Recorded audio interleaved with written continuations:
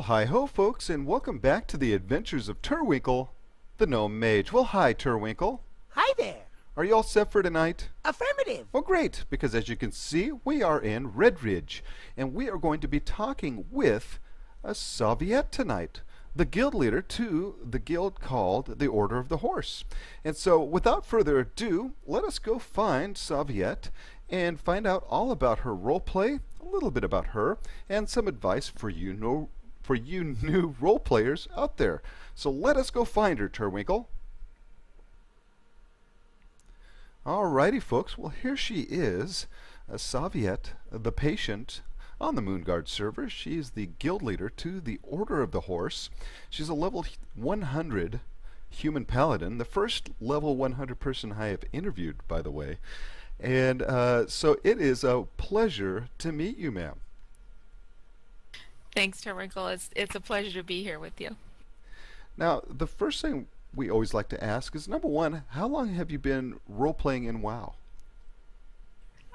In WoW, I've actually been role-playing 10 years. I started back in vanilla, and I refused to play the game unless I actually got to play on a role-play server. And that's where I started, and that's where I've been ever since. Oh, wonderful. And why did you choose human? Uh, At that point, I wasn't playing Sauviette, but I did have another human. And it was what I was familiar with because I wasn't terribly familiar with the lore, and I didn't want to mess it up too terribly by not knowing anything about gnomes or elves or anything like that. So I chose human because it was easier to be a generic character and build on that as I learned rather than jump into something that I was unfamiliar with and not be very good at it. Oh, okay. And so what was your first character? My very first character was a human mage, and I still have her, but she's no longer my main. Oh, okay. And how did you come up with the name Sauviette? Sauviette was actually inspired by a name I found on a list of medieval names on the internet. I'm in the SCA, and I have a love of history, and so when I search for names, the first place I go to is a website called the Academy of St. Gabriel, where they list historical names that have been found in documents. And there was a French name on a roster of Savia, Savia, and I liked that, but of course the name, it was simple enough that it was already taken. And so I changed it just a little bit and then added the Nordic ending of IETTE and came up with Sauviette. Oh, wonderful. Yeah, and it certainly has that French feel to it, doesn't it? It does, and it has the fantasy feel too, without being too far out in left field, but also unique. All right, well, excellent. And so, folks, when we come back, we are going to find out all about Sauviette's story. And so we'll be right back with that. Alrighty, folks, and we are back. And so, well, I guess first of all, here we are on our mounts, and a lot of folks bring like their pets and things with them to the interview, but you have brought your mount with you, and so who is this? This is her warhorse, Hoder. His full name is Hoder of the Dark Winter, and he's basically her partner and best friend in combat and out. Okay, and where did you get him?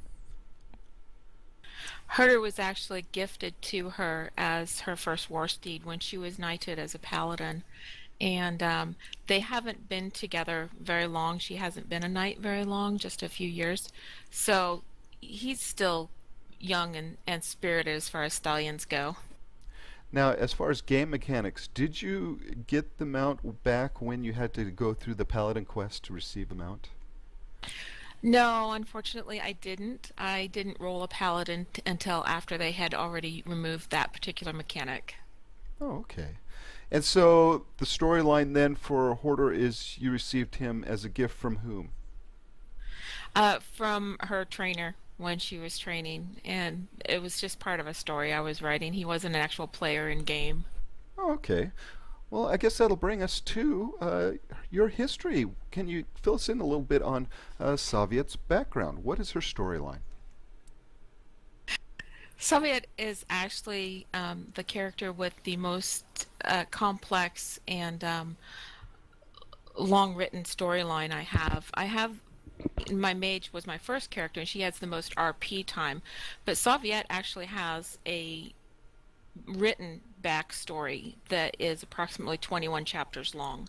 Wow. Now, do you have a Tumblr or something that you keep this on? It has been posted on my Tumblr, and it's also posted on our guild website. Okay, and what is your Tumblr page? My Tumblr is sauviette.tumblr.com. All right, folks, and you'll find that in the description on this episode. And so you can go there and read all 21 chapters of this wonderful story, can you not? Yeah, it's still a little bit in progress too. There's a few chapters that kind of bring her to where she is today, but the bulk of her full history before I started role playing her is in that particular story. Oh, okay. And can you kind of give us a synopsis of what that entails? Sauviette actually started out as a girl on a farm, and at the age of 14, her father died, and she was one of many children. And so, mother was trying to take care of the farm, and the children, and Sauviette was the oldest. And the taxes came due, and the farm was struggling, and so, in order to save the farm until Sauviette's brothers could become old enough to take care of it, Sauviette's mother indentured her to a woman in Stormwind.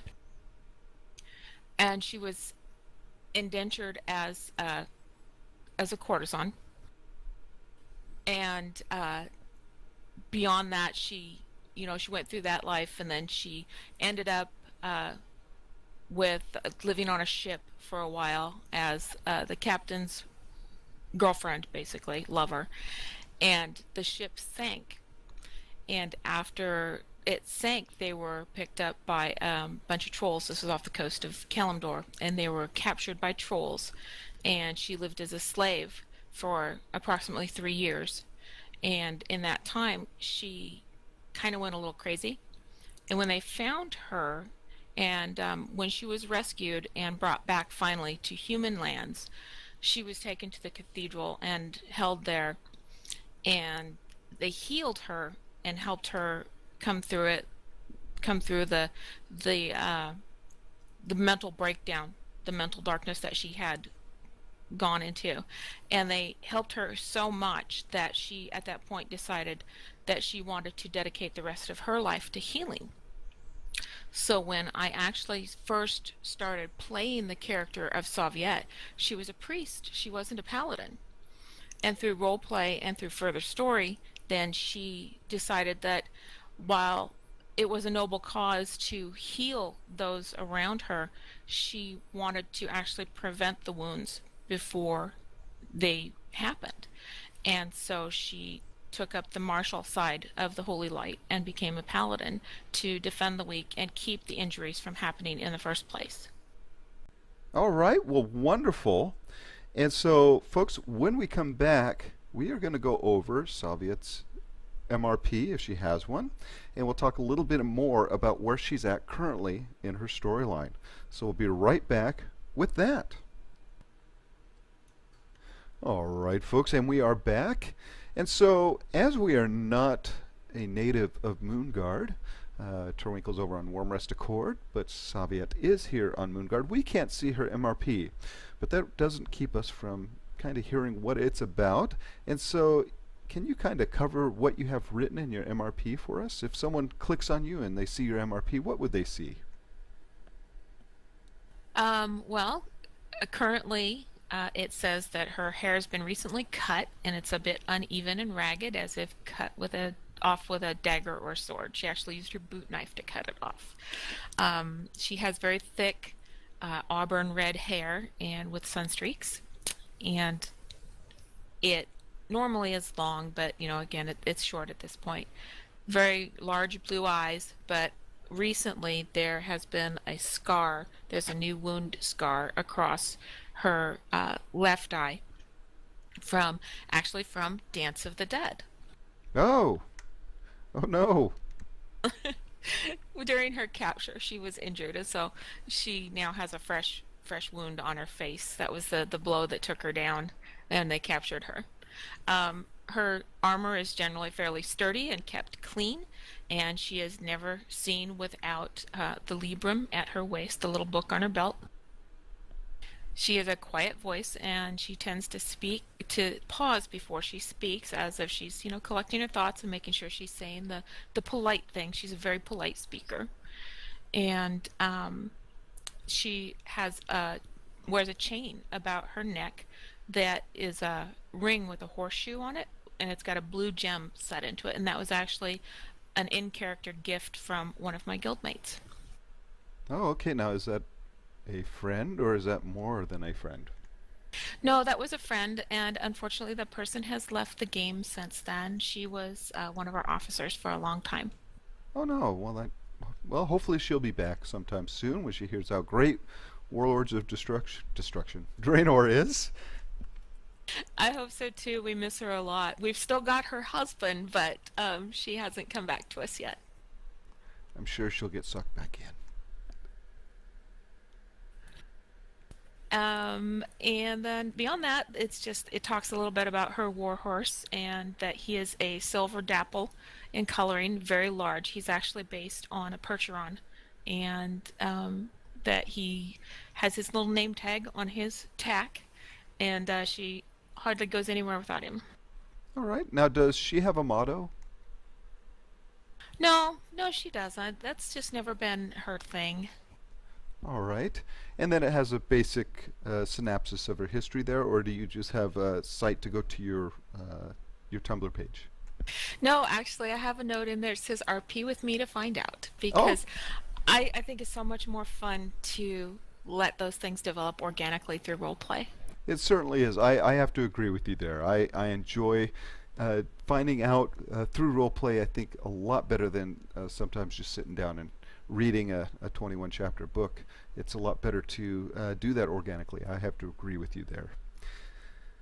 Alrighty, folks. So when we come back, we're going to talk about what Sauviette's doing currently, how and find out if she has done any roleplay yet in Warlords. And so we'll find out all about that next. Alrighty, folks, and we are back. And so, Sauviette, what are you doing currently in your storyline? Are you role-playing in Warlords yet? Yes, we are. The guild we have a roleplay night every Wednesday, and we've been role-playing out in Sauviette's garrison because at this point in time, the guild overall is trapped out there. And they've got a place where that's an outpost that they've been assigned to work out of, and they actually refer to it as New Nethergard, and she's commanding her forces from there, her group from there. They're still searching for missing personnel that are missing from the storming the portal, so we've still got people missing in action, and that's part of our story at this point, as well as they're trying to bring together supplies and get everything set up so that they can actually survive out there and take care of their wounded and their people. And during all of this, she actually has another person that she's searching for that came through the portal at the same time that she hasn't seen since that battle. Okay, and let me ask you, how much do you love being able to roleplay in your garrisons? It's an amazing scene. It is an amazing place to role play. I find it absolutely gorgeous and absolutely fun. We have decided, however, though, that there's also a pitfall to that. It's a fantastic setting, and I've actually set mine up specifically to represent what our base would be for the horse. But we are going to actually continue with once we're not trapped in Draenor anymore, we're going to continue with our splitting of time where we role play 1 week in the garrison and then 1 week down in Stormwind or elsewhere in the world, because the garrisons are great, but they're also isolate you. They don't leave any room for anybody to just come in and play with you at random. Okay, yeah, that's true. You can't have folks just like these folks riding by here just come riding by. so, so yeah, that's true. Now, folks, you will notice that we have on the older skins, and so let's talk a little bit about that. You don't like the new models? I absolutely do not like the new human female models. I don't think that they were complete. I don't think they did a good job with them. I think they released them too soon. Because if you look at them from an artist point of view, the heads are too small, the arms are too long, the hands themselves are too long. The faces, all the human female faces look the same to me. There is no differentiation. Some of them have their eyebrows up and some of them don't, but the facial structure, there is no difference between them. And they've got duck face. I can't stand duck face. Okay, well, hopefully, some patches down the line, we'll see maybe them do some tweaking and adjusting, and you'll be able to fix that. So, hopefully that will be coming about, and so you'll be able to enjoy the upgraded look. But I have to agree to somewhat. It took me a long time to get used to Turwinkle's new look as well, and so I think that is a big adjustment for a lot of folks, especially if you've been playing a character as long as we have, and something that you've come to love and enjoy, and you get them just so, and then it's changed on you. There's going to be a lot of adjustment on not only I think on Blizzard's part but on ours as well. So hopefully that is adjusted for you down the line. And so with that, folks, when we come back, we're going to find out a little bit about Sauviette in real life. And so we'll be right back with that. Alrighty, folks, and we are back. And so we're at the point where we talk about the people behind the screen. And the reason why we talk about the people behind the screen is because we're breaking that stereotype of what a role player is. And, we're not all just 40-year-old guys living in our mom and dad's basement eating Cheetos all day, but rather we're all different peoples, different genders, different backgrounds, different professions, and we all just love to role play. And so with that, Sauviette, what can you tell us about you in real life? In real life, I have a tendency to tell people that I'm not really a gamer. Um, I play World of Warcraft. I play a couple of console games. One of my favorites is Rock Band. But I don't do a lot of heavy gaming, so I'm not your typical gamer. I am probably older than the most common age dynamic in World of Warcraft, and I think that has actually given me a good insight into being a guild leader. Some of the the things that I take from World of Warcraft is I get a lot of inspiration for writing and for art from the game, and it's also a good way to keep me in touch with different people, different points of view, and different generations. And I actually enjoy the fact that I get to spend so much time talking with younger people, people that are a different age than me and different backgrounds, and learning from them just as I'm sure they're learning from me. Well, I think that's what makes WoW different, really, isn't it? It's the community within it. And there's such a vast variety of folks that you can meet from all around the world. And I think that's what has made WoW such a mainstay for such a very long time is, again, the community within it. Now, what hobbies do you have outside the game? Obviously, I think writing and art. What kind of art do you do? I just do fantasy art. I do some character art. I've done a couple of drawings of Sauviette, and I've done a few little commissions here and there. I've got one commission in process right now that was actually handed out as a prize for Dance of the Dead, and that's been going a little slow because when the weather gets cold, my hands stiffen up, so it's harder for me to work as long on the Wacom, but I still enjoy it. And then I do a great deal of reading. And then outside of the game, outside off the computer, I one of my favorite hobbies is I play in the SCA, the Society for Creative Anachronism, which is medieval reenactment. Oh, okay. And so, what kind of books do you like to read?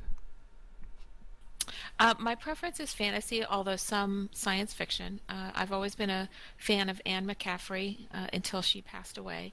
I'm not as big a fan of her son. His writing wasn't quite as good as hers. I didn't enjoy it as well. I'm also I very much enjoy the Mercedes Thompson series by Patricia Briggs. And I actually started reading those because when I still lived in Washington State, Patty Briggs was a friend of mine, and we hung out together at conventions and things. And her first couple of books, I read them and I was like, oh, those aren't very good. But then her Mercedes Thompson series is so much better, and I've always been excited that she got so much better, and now she's doing so well with it. So I love reading hers whenever they come out. All right, so what are you currently reading at the moment? Actually, at the moment, I've finished all of hers, and I'm working on Game of Thrones by George R. R. Martin. I'm Oh, in the second nice. book. Yes, yes, that is such a good series. I love Game of Thrones. Now, let me ask you: are you going to get the Telltale Game of Thrones? There's a game. Oh yeah, it's coming out here in December. Keep an eye out for that one, folks. We're going to be doing a let's play on that as well. So, uh, Telltale Games is, they're popular for their point and click adventure games, and they've done the Walking of the Dead series, and Among the Wolf was the last one, and now they're doing Game of Thrones, which will be out in December. So, keep an eye out for that. Um, and so, one of my questions I'd love to ask is, in what ways is Sauviette like you? Um, like me, she like me, she lacks a certain confidence, but she tries not to portray that. She is has a tendency to be pretty level-headed, and I myself try really hard to be that, to be level-headed. And a lot of times in these games, people get really high-strung and really angry and really upset, and you just gotta say, okay, hold on, let's calm down and let's think about this. And that's what Saviette does as a character too. So, in that way, I've built that little bit of me into the character. All right. And the opposite of that, in what ways are you different? Saviette is a lot more brave, a lot more courageous, a lot more, jump into the middle of something, and she has a tendency to be quite a great deal more outspoken. She's gotten asked to leave a couple of religious assemblies because she's so outspoken about her beliefs and things like that. So she's a lot more outspoken than I am. I have a tendency to rather keep to myself in real life, and she'll just jump right in and say what she's thinking, but she'll always say it politely.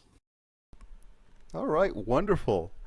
All right, folks, when we come back, we're going to find out some advice from Saviette here for those new role players out there that would like to start role playing in the World of Warcraft. And so we'll get some advice from her on that. So we'll be right back with that. All right, folks, and we are back. And so, Saviette, what advice do you have for those new role players out there that are just coming into World of Warcraft? Probably the first and most important thing that I would tell a new role player is don't give up. You may feel new, you may feel like nobody really pays attention to you or wants to have anything to do with you, but don't give up, because there are those out there that want to role play with new role players. They want to help you become the next generation of role players. And no, not every person that you reach out to is going to be receptive, but there are so many out there that are going to be receptive. So don't ever give up. There are several people that will run things like run tags in their MRP like low level friendly or new role player friendly. Watch for those especially. And if you're new, seek out those people, and also seek out groups that are known for helping new role players. My guild, we actually take a great deal of pride in working with new role players. We bring in a lot of new role players and help them develop their skills, help them find their voice. And that's what you really need to do, is find those people, and just don't give up. That's the best thing that I can tell you. All right, well, excellent advice. Yeah, that is always a plus when you can find a group that's willing to help you out, and that's what really helped me when I first started role playing. Was I found a wonderful guild that really took me from step one to step Z, and taught me. I learned how that I could actually walk in the game. I learned how to, they taught me how to do the emotes and all that stuff. What was the hardest thing for you to learn when you first started role playing? Oh gosh, it's been so long ago that I first started role playing. And this was before, even before WoW. Uh, was learning the emotes, learning to create good emotes, and learning actually the commands to make emotes. Those were difficult and challenging for me back in the first MMO that I role played in. When somebody actually taught me the slash command, how to dance, it was the most exciting day I had had at that point, and it just opened up all sorts of new things. And then learning how to build custom emotes and things like that. And so it was always the emotes that threw me off because I've been actually role playing characters for so many years I can't even remember. But in the game environment, it was always the mechanics of it that threw me off. Yeah, the same for me. I think again, learning how to make a descriptive emote. Again, I'm not one of those multi-paragrapher RPers, but I certainly like to try to keep, there's a certain flavor to your emotes, not just a I nod my head yes, I nod my head no. So learning how to be descriptive in your emotes, really for me, I think along the same lines, was probably one of the hardest things to do, to get across my feelings and emotions of what I'm trying to portray as my character. So I have to agree with you on that. So folks, when we come back, we're going to wrap it up here with Sauviette and see who she's going to give a big shout out to. So hang on to your seats. We'll be right back with that. Alrighty, folks, and we are back. And so, Sauviette, is there anything you would like to add that we might have missed during the interview about her? Probably the only thing that I really have to add would be I really do enjoy meeting new people, and don't ever be shy about coming up and talking to me and talking to Sauviette and saying hello. She's not the type of character that's ever gonna get nasty and mean or um, vicious. She's never going to be, horribly sarcastic especially to new people. She's very polite and she's very easy to interact with. And so especially any new role players out there that would like to have someone to practice their role play on or just have someone that they can visit with and chat with once in a while, please feel free to contact me, whisper me. If I'm busy at that moment, I can invite you out to our RP night or I can set up plans because she is a very easy character to interact with, and so I like to put her out there for people that are learning RP and want someone that is easy to interact with. Well, excellent. And might I add, you always bring an apple for Hordor as well. He does love his apples, so share with the horse. Wonderful. Now, are there any more folks that you would like to give a shout out to tonight? The most important people in game in my life right now are my guild, and I just want to tell them all thank you so much for all of the wonderful support they've given me over this last year and a half. All of the people that have stood by me through our tough times and through our good times. We don't always succeed in everything we set out to do, but we sure do have a heck of a lot of fun trying, and that's the best thing that we can ask for. We set out to create fun, safe, and family, and we got it. And I can't say thank you enough to Order of the Horse, my best friends. Oh, well, excellent. And folks, we will get the chance to meet the Order of the Horse coming up here within this week, actually within the next couple days. So look forward to seeing all about this wonderful guild, the Order of the Horse. Well, Sauviette, thank you so much for taking the time tonight to speak to not only me, but to Turwinkle as well, and answering all of his pestering questions tonight. We really have had a lot of fun talking with you. Thank you so much. It's been a pleasure to spend time with you and to meet little Turwinkle. He's as adorable as I thought he would be. Well, that's great. Thank you so much. So, folks, we will see you next back safe and sound at Lights Hope's Chapel. We will see you there. Alrighty, folks. Well, we made it safe and sound back to Light Hope's Chapel. Well, that was a lot of fun, wasn't it, Turwinkle? Sure. You bet. And so let's give Sauviette a nice thank you. Allow me to express my deepest thanks. You bet. And so, folks, if you like this episode, click that like button. If you'd like to comment on this episode or on any of our other episodes, please do so below. Let us know what you liked and let us know what you didn't. And finally, if you'd like to subscribe, well, we would love to have you. Just hit that subscription button today. Well, Turwinkle, excellent job as always, sir. And Turwinkle, we will see you next time. It's been fun. It has been fun. Bye-bye.